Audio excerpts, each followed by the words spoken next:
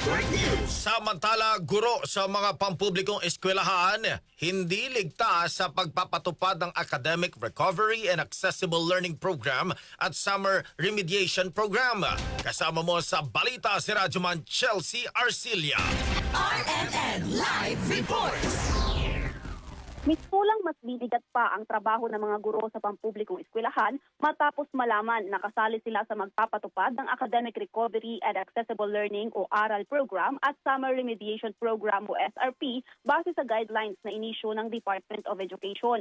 Kasabay nito, mariing iginiit ni ACT Teachers Party List Representative Antonio Tino na taliwas ito ipinangako ng departamento sa budget deliberation noong nakaraang taon. Giit pa ng mambabatas, ipinaglaban nila ang 8.96 billion pesos na pondo para sa programa para makapag-hire ang DepEd ng mga tutor, makapagbigay ng materials at training at maayos na sweldo. Pero kung ganito anya ang magiging sistema ay kailangang ipaliwanag ng DepEd kung paano gagamitin ang nasabing pondo, gaya ng pagbabayad ng patas sa mga guro at tutor kasama ang overload at overtime nilang pagtatrabaho.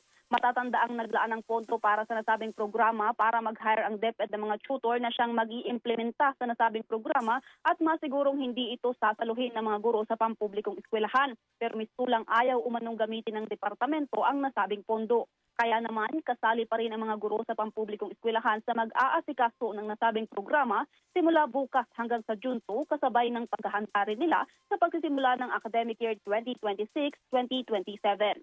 Kasama mo sa DZXL RMN Manila, Chelsea Arcilia, Tatak RMN. RMN Network News.